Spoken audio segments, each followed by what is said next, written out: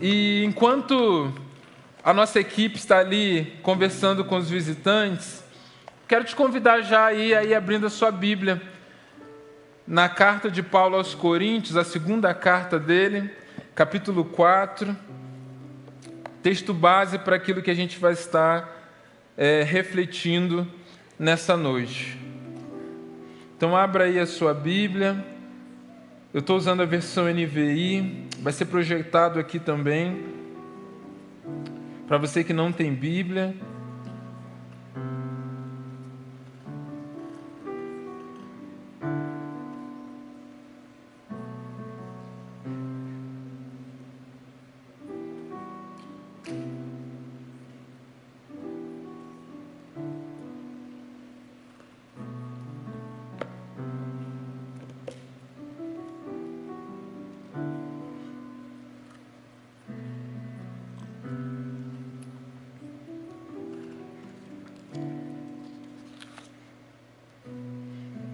Então, 2 Coríntios 4, a gente vai ler a partir do versículo 1, diz assim: Portanto, visto que temos este ministério, pela misericórdia que nos foi dada, não desanimamos, antes renunciamos aos procedimentos secretos e vergonhosos.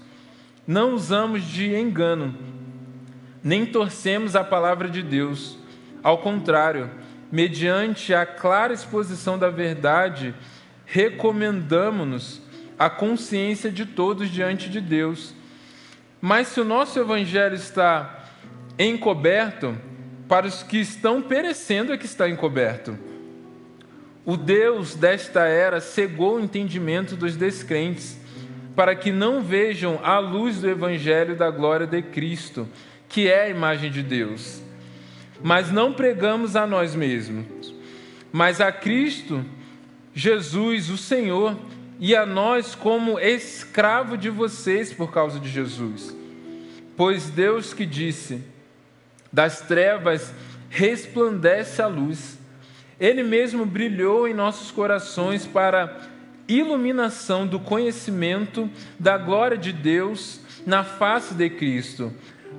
Mas temos esse tesouro em vasos de barro, para mostrar que o poder que a tudo excede provém de Deus e não de nós. Amém? Gente, esse é o texto que nós vamos falar hoje. E o tema tem a ver com esse último versículo. Temos esse tesouro em vasos de barro. É citado esse termo aqui nesse versículo, talvez na sua Bíblia. Aí é o tema do capítulo, né? Tesouros em vasos de barro, porque essa expressão de Paulo aqui resume muito aquilo do que é falado em todo o restante do capítulo. É como se fosse uma verdade central. Amém? Para a gente entender então o que isso significa para nós, a gente precisa refletir um pouco sobre qual o contexto que Paulo ele está trazendo esses ensinamentos. Como eu falo muito sobre o coração dos autores bíblicos, né? Qual que era o coração com que ele está falando isso? E a gente precisa entender que Paulo, nesse momento da carta aos Coríntios, que é uma carta de alinhamento para muita coisa, ele está enfrentando um tipo de questionamento. O seu ministério, né, o seu apostolado, a sua liderança está sendo questionada. Então a gente vê aqui em alguns versículos elementos como se ele tivesse assim, se justificando, sabe? Falando sobre aquilo que ele faz. Ele não fala isso à toa. Ele está falando isso porque, a partir da igreja de Corinto, ele está recebendo algumas críticas que impactavam na sua liderança naquela igreja, na vida daquele rebanho. Então Paulo ele começa a expressar algumas verdades sobre o seu ministério, sobre a sua vida, que era rebatendo algumas coisas que ele já estava ouvindo. Para a gente entender ainda melhor esse coração de Paulo, eu quero ler com vocês aquilo que está no capítulo 11 da mesma carta. Porque lá na frente Paulo ele vai expressar um pouco melhor esse coração e o espírito contido aqui nesse capítulo 3. Olha só, no capítulo 11, você não precisa nem abrir, mas se você ouvir com atenção, você já vai sentir o coração de Paulo. Olha só, versículo 1 do capítulo 11. Espero que vocês suportem um pouco da minha insensatez. Sim, por favor, sejam pacientes comigo. O zelo que tenho por vocês é um zelo que vem de Deus. Eu os prometi a um único marido, Cristo, querendo apresentá-los a Ele como uma virgem pura.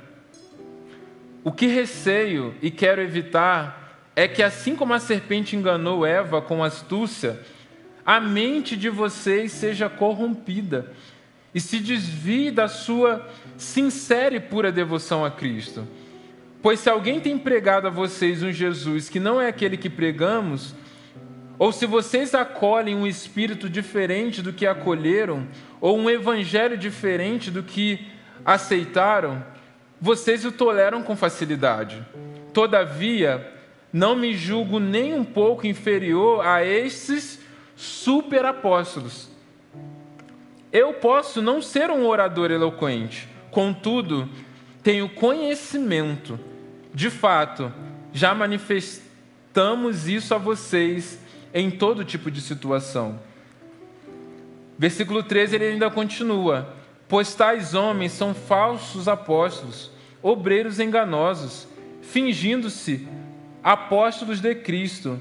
Isso não é de admirar, pois o próprio Satanás se disfarça de anjo de luz. Portanto, não é surpresa que os seus servos finjam ser servos da justiça. O fim deles será o que suas ações merecem.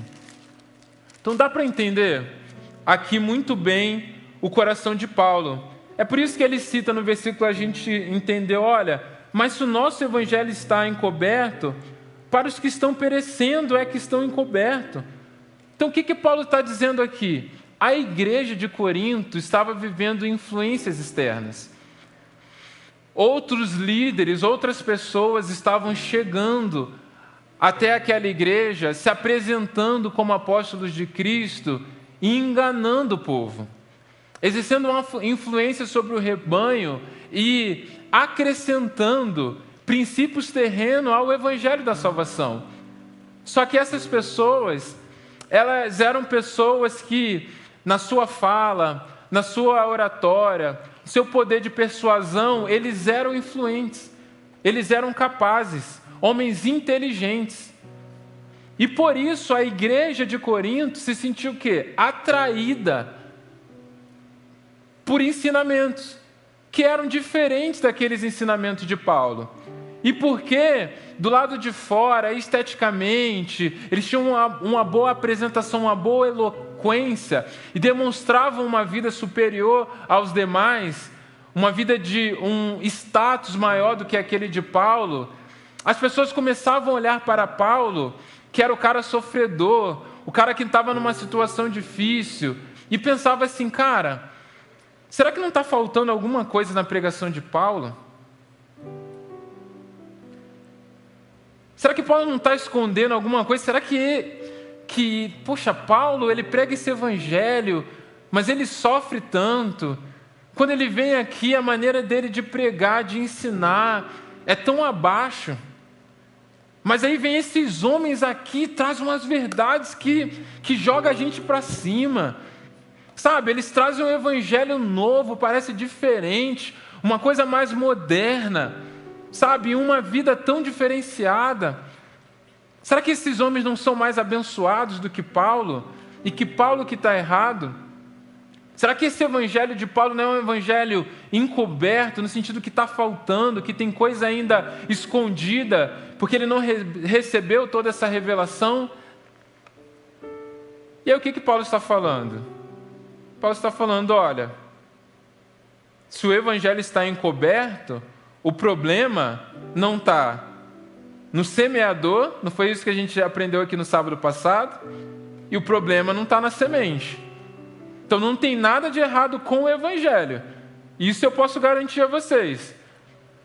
Agora, o coração, o solo, ele se tornou o quê? Se tornou cego. Os descrentes foram cegados pelo Deus dessa era, que é o Satanás. Por isso, pode ser que eles não entendam ou não recebam tudo aquilo que está sendo pregado. Não por falta de eloquência, porque eu posso não ser um ótimo orador, mas eu tenho o quê? Conhecimento verdadeiro de Deus. Porque eu não prego a mim mesmo, mas eu prego o quê? O Cristo revelado. Então eu não preciso me recomendar. Por quê? Porque eu sei que tenho um grande tesouro. Eu sei que aquilo que nós recebemos é valioso. Agora, Deus decidiu colocar esse algo valioso em um vaso de barro. Em algo simples. Em algo frágil. E esse é o grande pano de fundo daquilo que Paulo ele quer nos ensinar aqui. Então, assim é também nas nossas vidas. Isso é importante para nós, porque a gente não vai conseguir viver tudo aquilo que Deus tem para nós, se a nossa maneira de avaliar, se aquilo que nós baseamos as nossas vidas, e balizamos também a vida dos outros, estiver a partir dos princípios terrenos, a partir de aparências terrenas, a partir de coisas que não são essenciais do próprio Evangelho. Nós corremos o risco de desconsiderar pessoas à nossa volta, homens e mulheres de Deus, mas principalmente, esse é o ponto aqui, desconsiderarmos as nossas vidas para vivermos aquilo que Deus tem, porque estamos também nos avaliando a partir de princípios da terra, a partir daquilo que é aparente, a partir daquilo que é estético. E muitas vezes esquecemos que nós também somos vasos de barro, mas que mesmo sendo barros frágeis, Deus decidiu nos usar com um tesouro muito valioso. Amém? Então esse é o pano de fundo. E aí a partir disso, a gente consegue ver princípios nesses versículos que expressam então essa verdade de Paulo para aplicarmos às nossas vidas. E a primeira coisa, uma vez que entendemos que somos esses vasos de barro, mas que Deus coloca um tesouro, é aquilo que ele fala aqui, ó.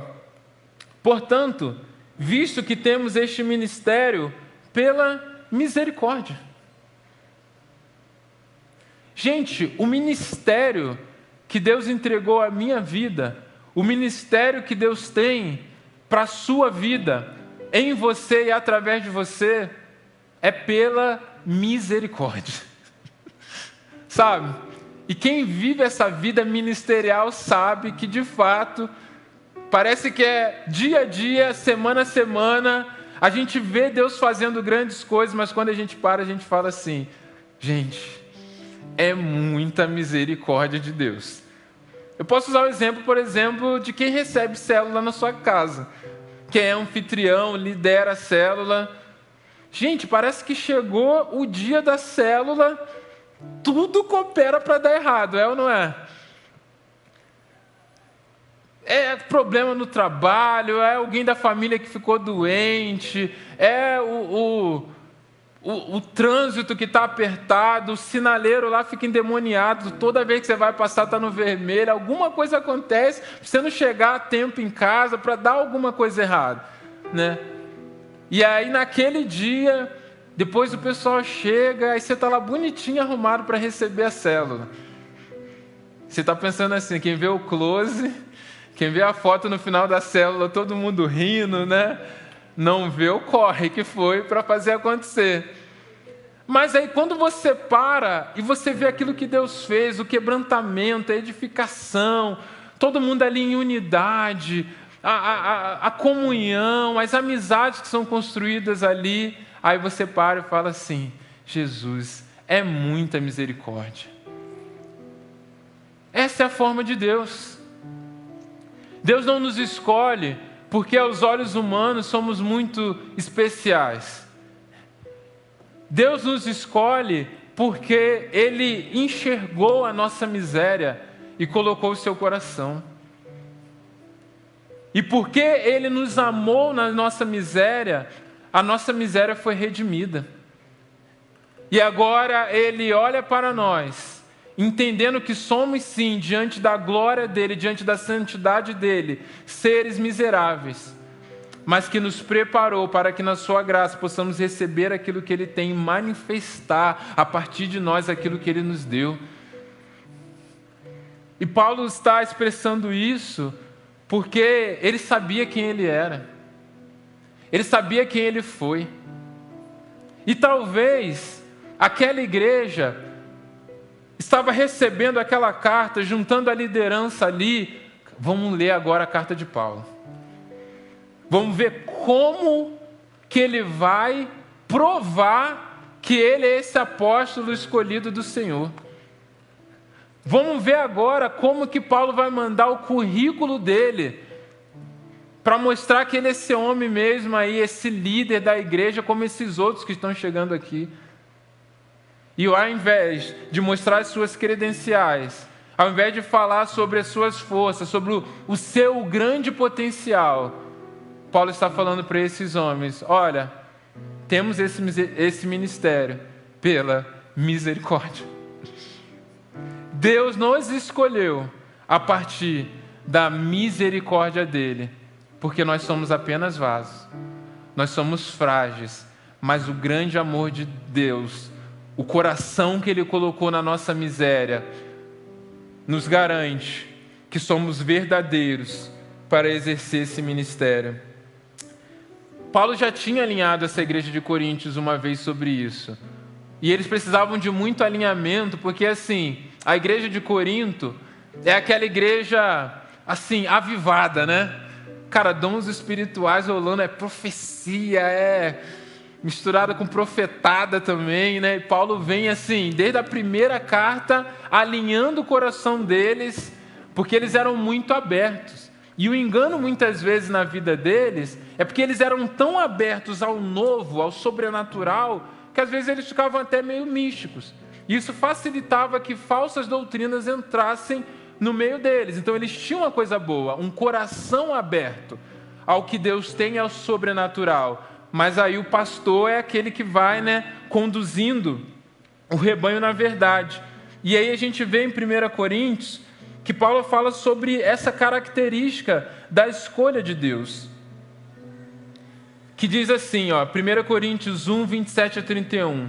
Mas Deus escolheu as coisas loucas deste mundo para confundir as sábias. E Deus escolheu as coisas fracas deste mundo para confundir as fortes. E Deus escolheu, olha só, a terceira vez já que fala sobre escolha. Então, quando você está lendo a Bíblia e você vê uma palavra se repetir várias vezes, pega essa palavra. E Deus escolheu as coisas vis deste mundo e as desprezíveis e as que não são, para aniquilar as que são, para que nenhuma carne se glorie perante Ele. Mas vós sois dele em Jesus Cristo, o qual para nós foi feito por Deus sabedoria e justiça, e santificação e redenção, para que, como está escrito, aquele que se gloria, glorie-se no Senhor. Então Deus, Ele nos escolheu na sua graça, na nossa fraqueza, na nossa miséria, porque se fosse a partir do nosso mérito, não estaríamos prontos para glorificar a Ele. Mas o nosso mérito e o critério do mérito para a nossa escolha nos levaríamos a tomar a glória para nós mesmos. E mesmo assim estaríamos desaprovados diante do Senhor. Sabe o que isso significa? A única forma de Deus nos usar verdadeiramente, a partir do ministério que Ele nos confiou, é a partir da nossa fraqueza e não a partir da nossa força. Porque não somos capazes de sermos escolhidos pelas nossas forças e mantermos o nosso coração, que é enganoso, entregando a glória totalmente a Ele. Deus, Ele nos conhece.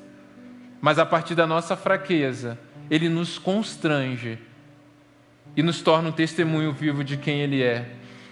Então você é um vaso, mas na sua miséria, na minha miséria, Deus nos escolheu.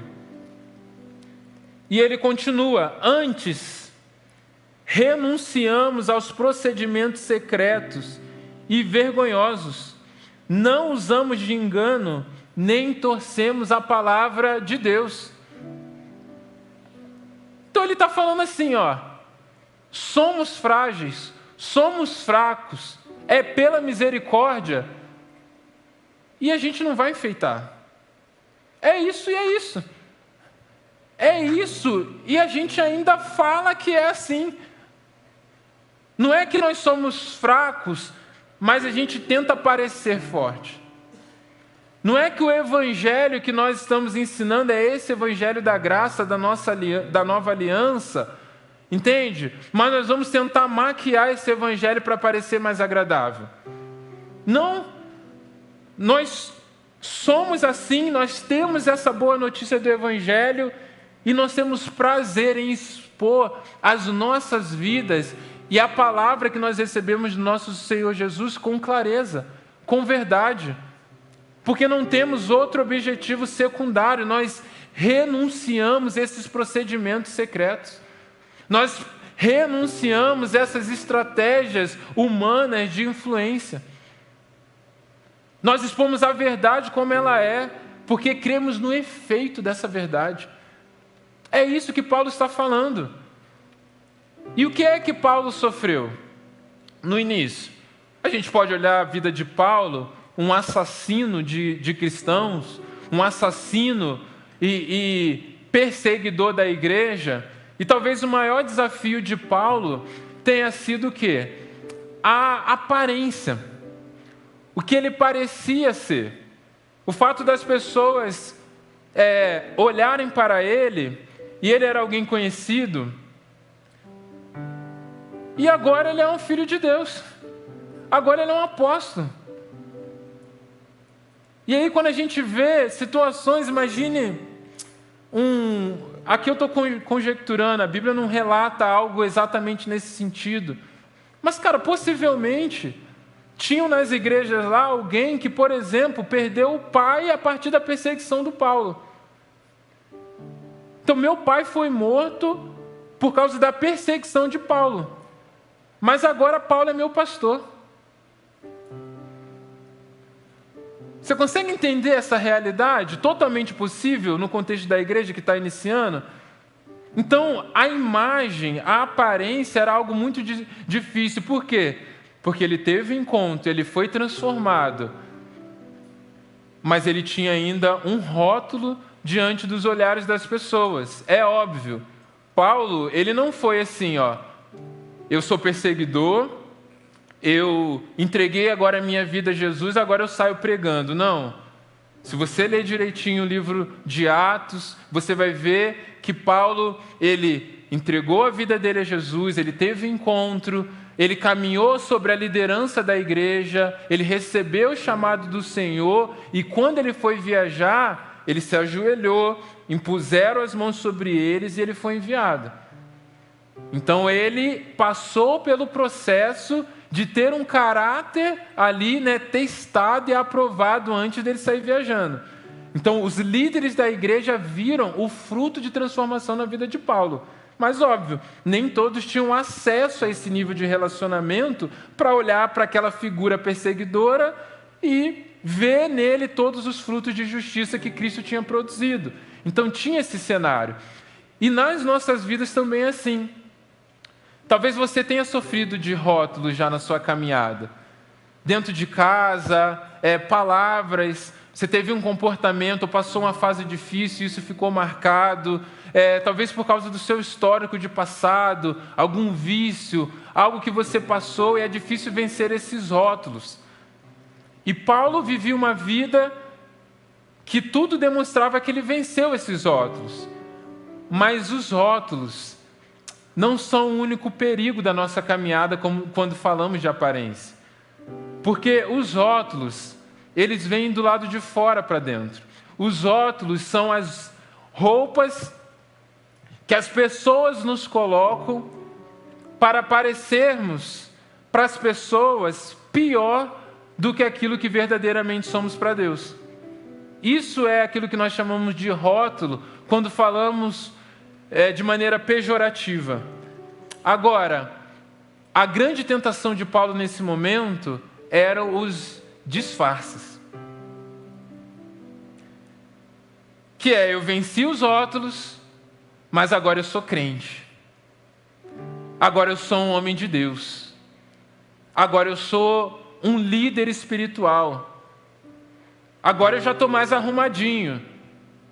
Só que mesmo esse arrumadinho, transformado e salvo, ainda sofre o quê? Das imperfeições.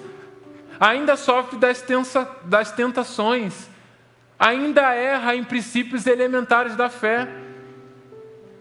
Só que porque eu já venci o rótulo e agora eu sou ex alguma coisa, quando já estou vivendo essa vida propositiva, essa vida de nova criatura do Evangelho, eu sou tentado a querer esconder agora as falhas, para que não sofra novamente dos rótulos. E eu quero o quê? Conservar a nova imagem que eu construí a partir do meu encontro com Cristo Jesus. E aí, se os disfarces são roupas que colocam em nós para parecermos para as pessoas pior do que aquilo que somos verdadeiramente para Deus, o disfarce é o contrário. O disfarce é a roupa que eu visto para parecer para as pessoas melhor do que aquilo que verdadeiramente eu sou para Deus.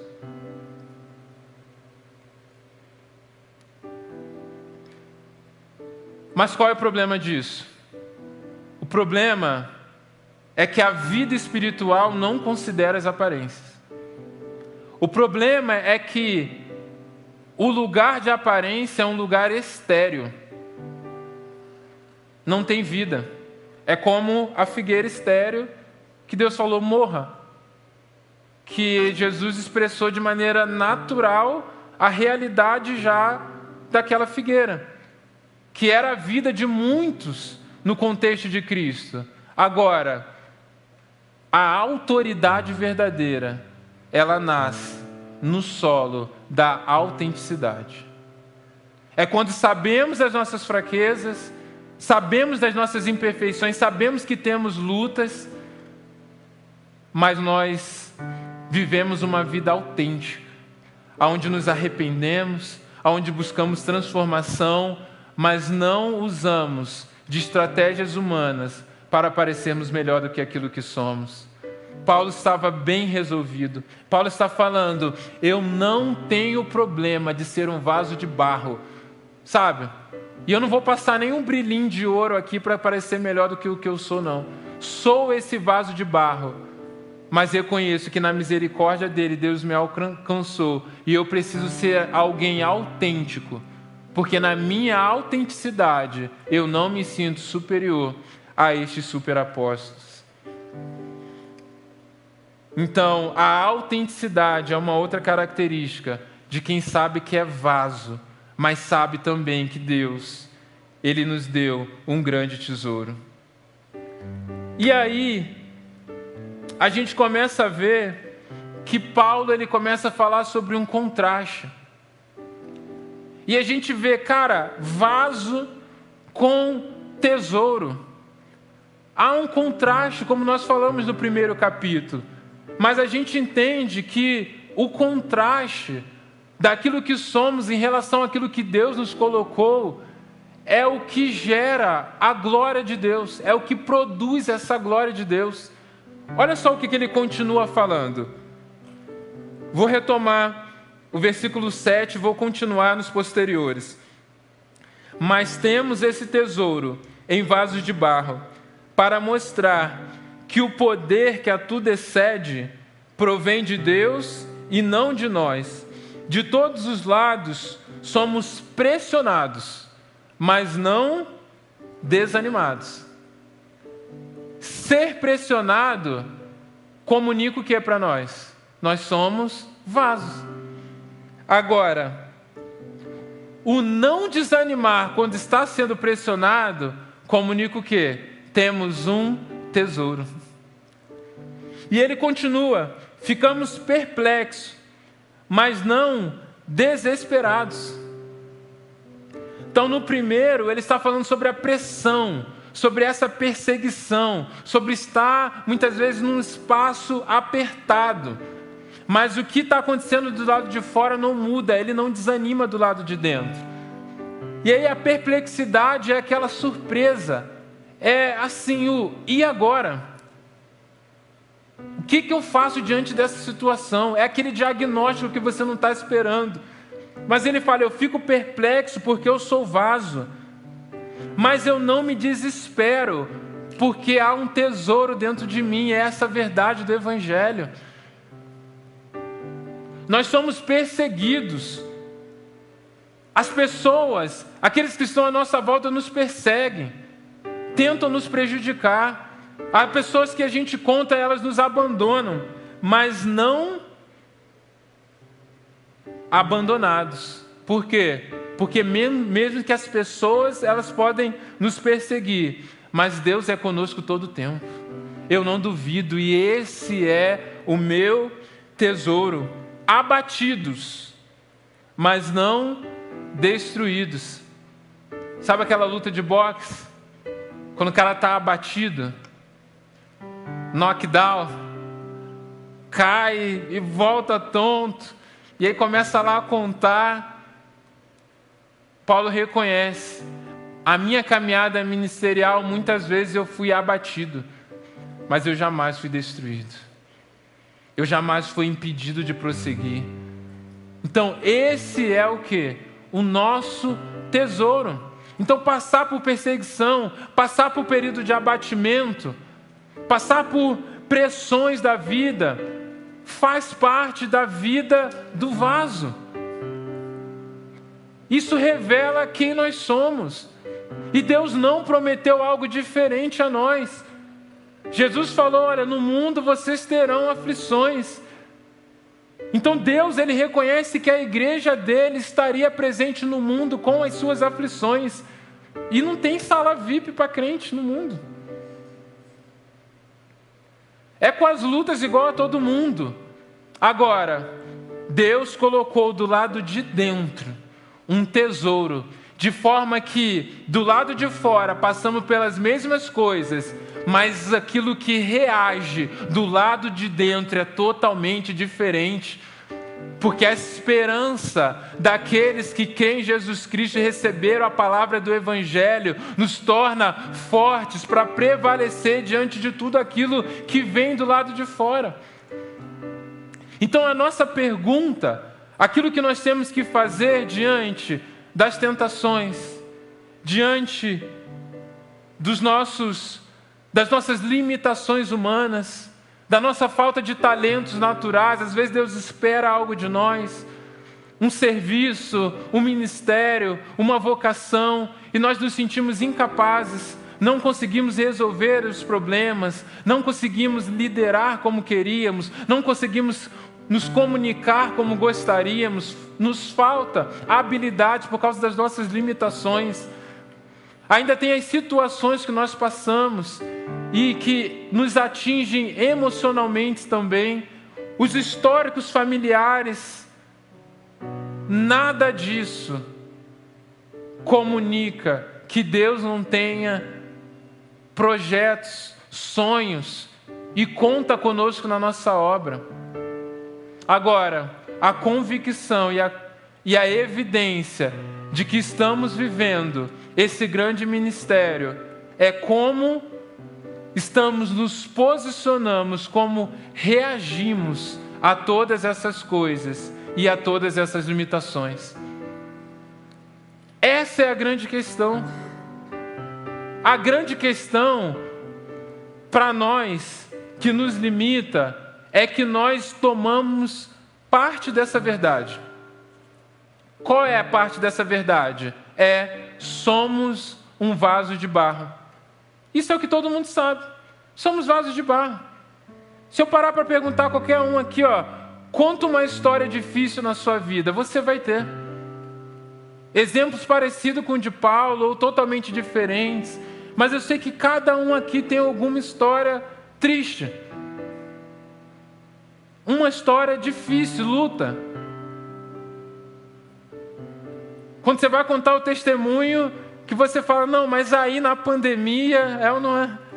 Você lembra de algo que você foi prejudicado. Mas talvez a grande verdade que muda a nossa perspectiva e que nos conduz quando olhamos para frente é que Paulo, ele diz, temos esse tesouro. Nós temos esse tesouro. E talvez seja muito fácil reconhecermos que somos vaso. Mas se paramos nessa parte da verdade, podemos tomar uma postura vitimista diante daquilo que acontece. Uma postura omissa diante das realidades que Deus quer transformar através das nossas vidas. Porque a postura do Evangelho é, se alguém tem uma necessidade, eu tenho uma responsabilidade. Essa é a postura do Evangelho. Alguém à minha volta, alguém no mundo tem uma necessidade, eu tenho uma responsabilidade. O que pode me permitir não assumir a responsabilidade? O eu não tenho. O eu não consigo. O eu não sei fazer. Porque se é testificado que eu não tenho algo que o outro precisa, isso me tira a responsabilidade de dar algo a ele. Porque eu não tenho. E isso toma o nosso coração muitas vezes de uma forma que nós nos acostumamos a falar, eu não tenho, eu não consigo, eu não posso, eu sou vaso. E é verdade. Mas é parte de uma grande verdade. Uma vez que eu reconheço que eu sou vaso, eu preciso concordar também que eu tenho um grande tesouro. E é esse coração que o Espírito Santo quer gerar no nosso coração nessa noite. Porque não é o principal sermos vaso. A questão é que Deus, o Evangelho, o reino dele é algo valioso, é algo poderoso, é algo que pode transformar. E Deus nos escolheu de maneira que hoje podemos olhar e falar assim, eu posso ser o vaso, mas eu tenho algo, e esse algo é valioso, e é as boas notícias do Evangelho que podem transformar. Quando Jesus fala assim sobre o reino de Deus, ele diz, muitos dirão que está lá, muitos dirão que estão cá, mas eu digo, o reino de Deus está dentro de vós. Há algo precioso no seu coração. E a gente não pode olhar para aquilo que está do lado de fora, para a simplicidade do vaso, e termos uma postura diante daquilo que nós vivemos, que só é coerente com o vaso, mas que não tem congruência com o tesouro. Quando na verdade precisa ter congruência é com o tesouro e não com o vaso. Porque o recipiente nunca vai ser mais importante do que aquilo que ele carrega. Nunca. É por isso que a mulher, quando chega diante de Jesus, ela quebra o vaso. Porque havia um vaso e havia um perfume. O vaso pode ser quebrado. O vaso pode ser simples. O vaso não precisa nem usar de novo, mas o importante é aquilo que foi derramado, que é o perfume, que preparou Jesus para o ministério dele. Deixa o Espírito Santo gerar essa ousadia, essa autoridade no seu coração. Para que talvez, se você tenha andado inseguro, desanimado, abatido, porque você está olhando só para o vaso, o Espírito Santo faça você sair daqui com uma coragem, com uma responsabilidade, dizendo, há um tesouro dentro de mim.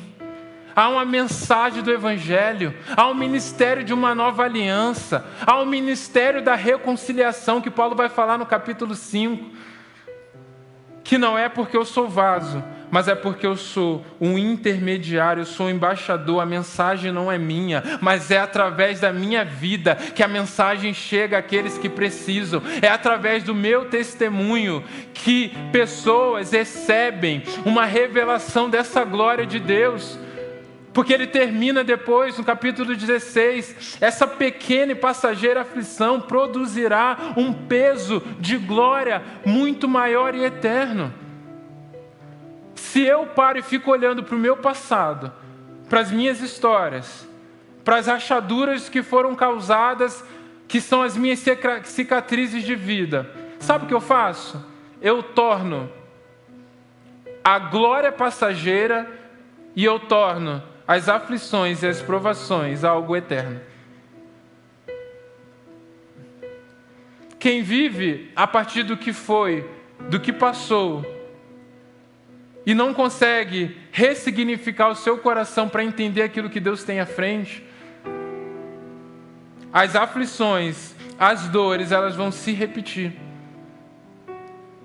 E a glória, que é a revelação, que é essa autoridade, essa ousadia no Senhor de seguir em frente e viver o ministério que Deus tem, vai ser algo passageiro. Nós vamos ver uma vida inconstante, uma glória passageira e uma tribulação eterna. Quando na verdade Deus quer que façamos o contrário. Deus quer que a gente olhe para aquilo que está à nossa volta. Deus quer que olhe para uma vida como vasos simples e frágeis de barro. E entenda, isso aqui é o passageiro. Mas há um peso de glória que está sendo produzido. Quando as pessoas olham um tesouro, uma verdade, um poder que excede, a excelência do poder, ou seja, aquilo que excede. Há uma glória quando as pessoas veem na sua vida, na sua simplicidade, algo muito maior do que você sendo gerado, e elas reconhecem que aquilo que excede vem do Senhor e não vem de você.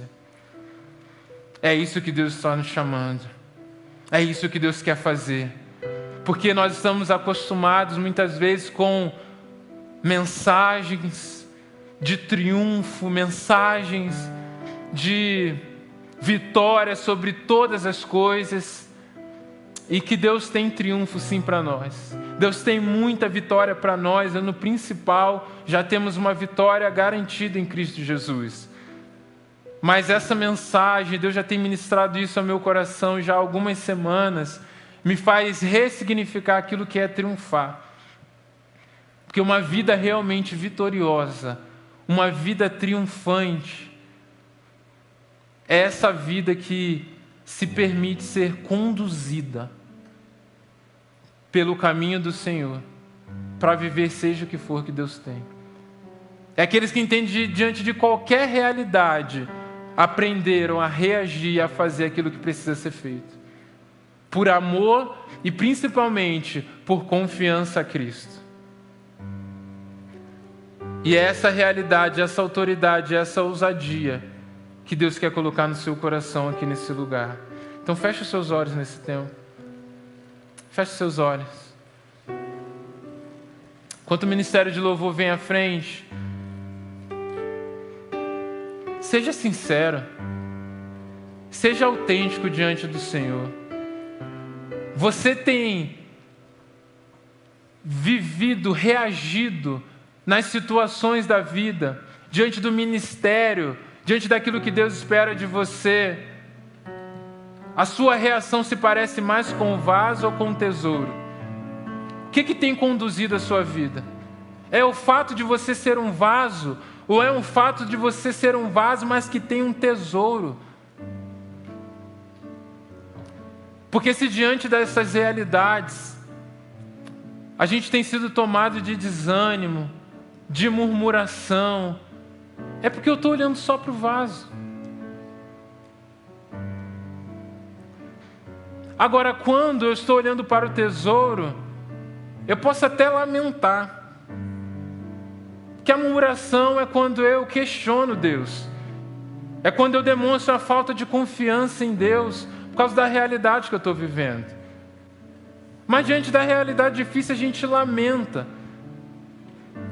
A gente lamenta porque sabemos que há um Deus que pode mudar aquela realidade, e essa é a diferença. A gente lamenta porque sabemos que somos o vaso, mas vamos falar para Deus: Deus, eu sou um vaso, eu estou passando por momentos difíceis, mas eu quero viver a partir dos tesouros que o Senhor tem para mim.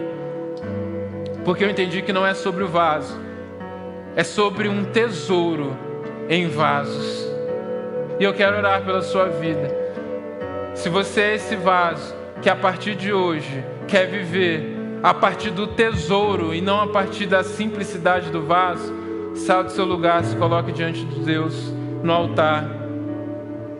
Porque eu creio que Deus está renovando ministérios aqui. Eu creio que Deus está renovando vidas aqui.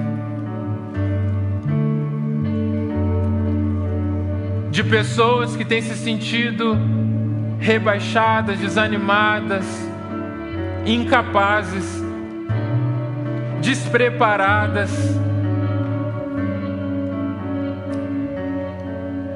De pessoas que têm se sentido que não podem exercer o ministério pelo qual Deus chamou, que não pode viver os sonhos de Deus, seja por qualquer coisa. Mas Deus está falando: você está aqui porque eu te escolhi. Você está aqui porque na sua miséria eu coloquei o meu coração. E o meu amor é o que te redime, meu filho.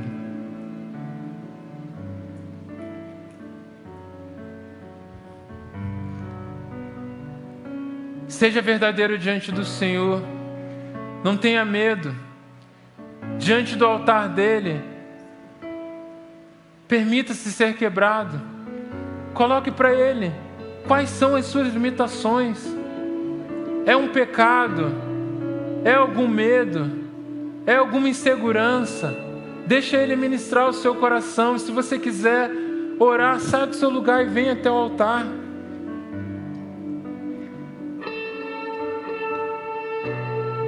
Porque quanto menos do vaso, quanto mais quebrado ele está, mais a excelência do poder pode fluir. Flua, Deus, em nome de Jesus, os tesouros do céu sobre a vida dos teus filhos. Encontre vasos aqui, como o Senhor encontrou Davi, que era o último dos seus filhos, mas que rejeitou vestir as vestes de Saul, que rejeitou vestir uma armadura que não era dele, para parecer mais forte, para parecer mais poderoso, porque ele sabia que a autoridade estava no fato dele ir no nome do Senhor. Ah, Jesus, livra os teus filhos das armaduras desse tempo que não são para eles. Deus está falando para você hoje aqui nesse lugar. Essa armadura que talvez você está desejando não é sua, meu filho. Você não vai conseguir andar. Você vai viver uma vida pesada se você vestir aquilo que não é seu, aquilo que eu não preparei para você. A sua força está em vestir as vestes que eu te dei, para que na sua fraqueza o poder que a tudo excede provenha do Senhor, provenha do céu. Ah, Jesus, consola os corações aqui. Livra o coração dos teus filhos de todas as verdades dessa terra, aliás, de todos os falsos princípios dessa terra que se tornaram verdade em seus corações, mas que é de engano. Coloca a verdade do teu evangelho, de que eles são salvos pela graça, e que a caminhada ministerial, a caminhada de propósito, a caminhada de aperfeiçoamento continua sendo pela tua graça, porque é a graça que os salvou, que continua produzindo neles a imagem do Cristo para revelar a tua glória. Aleluia, faz isso, Pai. Assim nós oramos, em nome de Jesus. Amém, amém. O Senhor nos prometeu: eis que estarei convosco todos os dias. Ah, Jesus, a tua graça nos alcançou, e hoje o Senhor habita nós, através do teu Espírito. Espírito. O Senhor habita em nós, Jesus. Esse é o nosso tesouro. A Tua graça é suficiente. O Teu Espírito flui em nós, nos transforma e flui através de nós. Não somos o tesouro. Como Pedro e João, nós não temos prata, nós não temos ouro, mas o que nós temos, ó Pai, é o que nos move. O que nós temos, nós queremos dar. O que nós temos, nós queremos ser responsáveis por levar adiante, para que vidas sejam transformadas a partir do contato com a Tua glória. Nós saímos aqui dessa noite assim, ó Deus, com a decisão de nos movermos a partir daquilo que o Senhor nos deu e não a partir da limitação do que somos. Nós oramos para que o amor de Deus, nosso Pai, que a graça salvadora de Jesus Cristo e que a comunhão do Espírito seja hoje sobre todos aqui nesse lugar e sobre toda a Tua igreja espalhada na terra, hoje e para todos sempre. Amém, amém. Glórias ao Senhor. Que Deus te abençoe.